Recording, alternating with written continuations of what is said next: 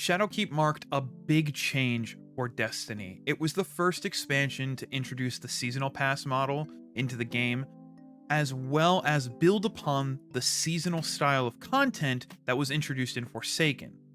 And for Destiny 2, it was big because it brought back the moon, which was a fan favorite destination from Destiny 1, as well as the fan favorite character Eris Morn. But I wanted to know, how does that hold up now? Especially for a new player, how does Shadowkeep hold up in 2021? Well, that's what we're gonna find out. Shadowkeep, much like Forsaken, brought a lot to Destiny 2. Not as much as Forsaken, but a good chunk nonetheless.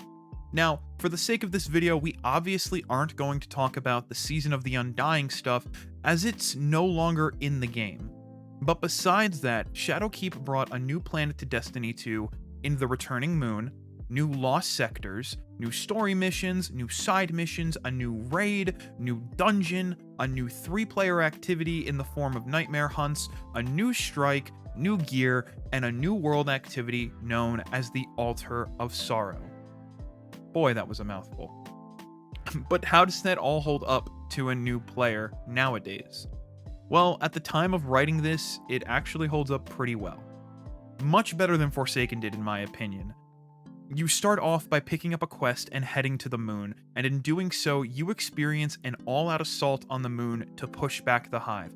And let me tell you, this is arguably one of the greatest moments in Destiny that I think I've experienced that wasn't in a raid. I remember streaming this when it came out. I remember doing it the first night and my jaw just hitting the floor as you fly into the moon. This can be pretty immersive as you see ships fly around you as you transmat in. There are other Guardians fighting with you, and there are Vanguard frames fighting alongside you as well as you all push back the Hive to the Scarlet Keep.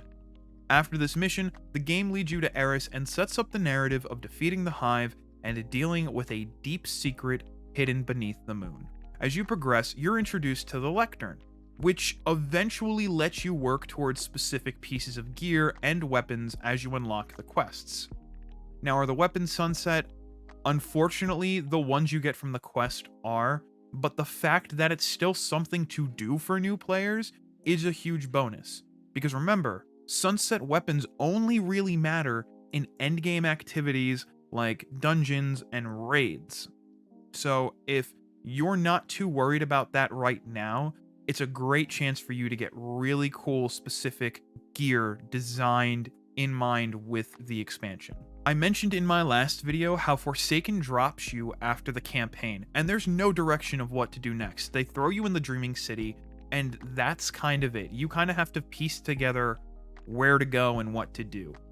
Shadowkeep doesn't do that. You see, by doing world activities like patrols and public events, you have a chance to get essence quests to drop.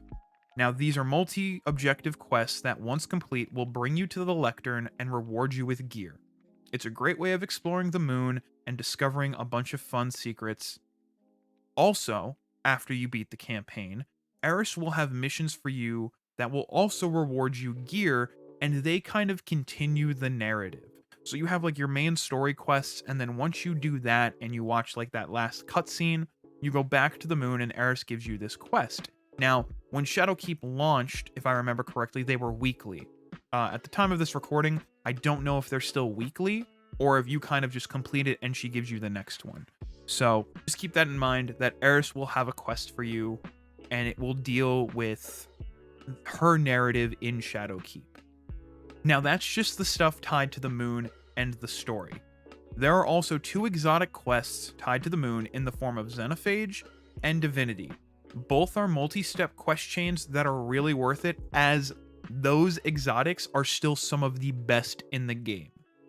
They're not Gallahorn level for Destiny 1 veterans, but if you've never played Destiny 2, they're really worth it to have, and if you have them in your inventory, it will always be beneficial to you and your fire team when you get to certain endgame activities. Now, even though Shadowkeep only holds one destination as opposed to Forsaken's 2, the moon holds world activities that you'll find other Guardians participating in that drop their own specific loot, i.e. the Altar of Sorrows.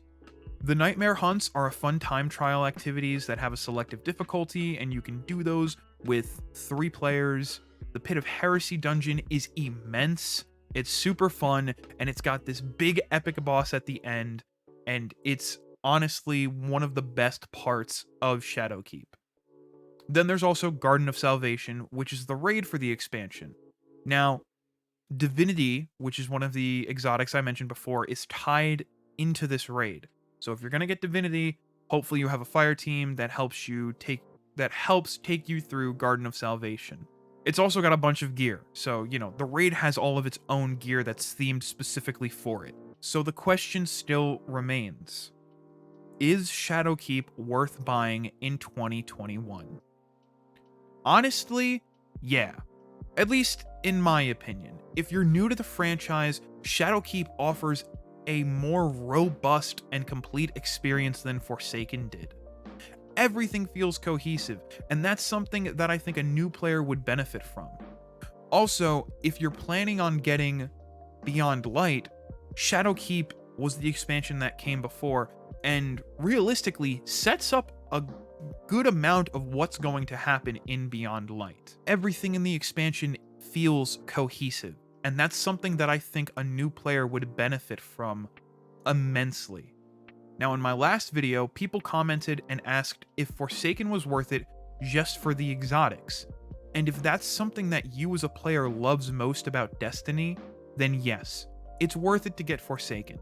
However, I encourage you, if you're going to get Forsaken and you're going to get Shadowkeep, try and buy them bundled together. It will probably save you a little bit of money. And if you're also going to get Beyond Light eventually, and you have the money for it, I would buy the bundle that has all 3 expansions in it.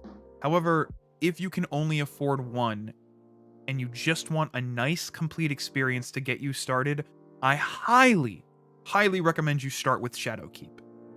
I think it's a better entry point. I think it's, much more streamlined. I think new players will have a better grasp of, okay, this is what I'm doing next. I did the story. Oh, this is the next thing I have to do. That's going to do it for today's video. If you enjoyed it, hit the like button and let me know. As well, hit the subscribe button for more videos like this one and the notification bell to know when the next video goes live. Let me know if you have any questions down below in the comments, and until next time, always remember to keep gaming.